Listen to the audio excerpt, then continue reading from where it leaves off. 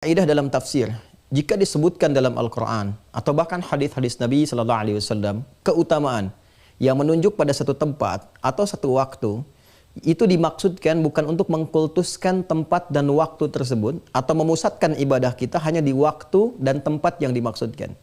Tapi maksud memuliakan tempat dan waktu itu supaya aura kebaikan yang ada di tempat itu dan waktu itu dibawa ke sisa-sisa tempat dan waktu lainnya.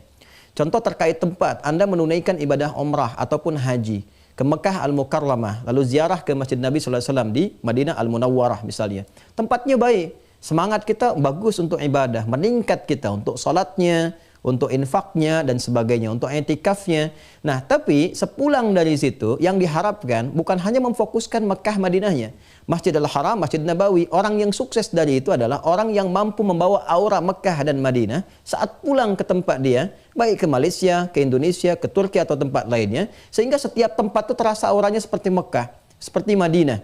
Itu yang dikatakan Nabi ketika orang pulang haji. Nabi tidak mengatakan gelarnya. Nabi mengatakan adalah kesuksesan ibadahnya. Al-hajjul mabruru. Haji yang berhasil itu adalah haji yang mabrur. Apa itu mabrur? Mabrur itu dari kata birrun. Ya, birrun itu sifat baik yang bisa menanggalkan yang buruknya. Jadi yang buruk terkoreksi, yang baik muncul. Tadinya pemarah, ya, pemarahnya tanpa batas, tanpa jeda. Kemudian dikoreksi menjadi sabar, lebih baik lagi. Saat dia pulang, ya, kemudian dia membawa sifat itu melekat pada dirinya. Sifat birrun yang melekat pada pemiliknya disebut mabrur. Jadi haji yang bisa merubah keadaan seseorang lebih baik daripada sebelumnya. Bukan hanya di Mekah. Saat pulang lebih tenang, lebih baik, lebih nyaman. Itulah esensi haji yang sesungguhnya. Real haji yang sesungguhnya. Nah, demikian pula Ramadan. Ujung ayat Al-Baqarah 183 itu ditutup dengan kalimat la'allakum tattaqun. La'allakum, dari kata la'alla dan kum, itu harfu taraji dalam ilmu nahwu. Harfu taraji itu adalah huruf yang menunjukkan harapan untuk mendapatkan sesuatu, tapi tidak mungkin bisa dicapai kecuali dengan kesungguhan, menunjukkan keseriusan. Kemudian yang kedua, apa yang ingin dicapai? Tattaqun, adalah kesempurnaan takwa. Jadi Allah ingin menunjukkan, pertama, takwa tidak mungkin dicapai kecuali dengan kesungguhan saat Ramadan, sungguh-sungguh puasanya, sungguh-sungguh ibadahnya. Lalu keberhasilan orang puasa itu diungkapkan dengan fi'il mudhari. Present saat Ramadannya, continuous, berlangsung setelah Ramadan, future, sampai kapanpun. Jadi tattaqun menggunakan bentuk fi'il mudhari, memberikan kesan bahwa orang yang berhasil Ramadan itu bukan saat Ramadannya saja. Terlihat rajin salat, rajin infak, tapi pasca Ramadan dia bisa meneruskan kebiasaan itu. Sekarang pertanyaannya bagaimana cara menjaga itu semua? Ada dua cara setidaknya yang diajarkan lewat Al-Quran dan hadis-hadis Nabi Sallallahu Alaihi Wasallam. Yang pertama adalah dengan cara selalu mengingat kematian. Ya, mengingat kematian. Jadi kalau sekiranya saya tidak menunaikan salat dengan baik, tidak seperti Ramadan yang kemarin, bagaimana kalau saya diwafatkan sekarang? Ya? Sementara amalan saya belum terkumpul banyak. Sementara dosa-dosa mungkin tidak pernah luput, ya, dikerjakan. Nah, jadi dari situ ketika seseorang mengingat kematian, ini yang berpeluang meningkatkan amalannya. Ini rumus standar ada di Quran surah ke-67 Al-Mulk di ayat yang kedua. Allah berfirman, "Huwallazi khalaqal mauta wal haya liyabluwakum ayyukum ahsanu amala wa huwal azizul ghafur." Dialah Allah yang telah mencipta kematian dan kehidupan sebagai ibrah, sebagai cerminan bagi kalian yang masih hidup untuk terus meningkatkan kualitas amal saleh, untuk menguji siapa yang bisa meningkatkan amalnya. Karena itu di Rajab ini, Sya'ban nanti, seringkali kita melihat orang baik itu berpulang sesuai ajalnya. Memang ajalnya memang demikian, tapi kita melihat Allahu Akbar hampir setiap tahun terjadi. Kenapa? Seakan-akan Allah ingin memberikan kesan ibrah kepada kita. Ini orang baik pulang nih sesuai ajalnya. Mereka nggak dapat Ramadan karena mungkin amalan sudah banyak, mendahului kita, dosa-dosa sedikit tertutup dengan amal kita siapa?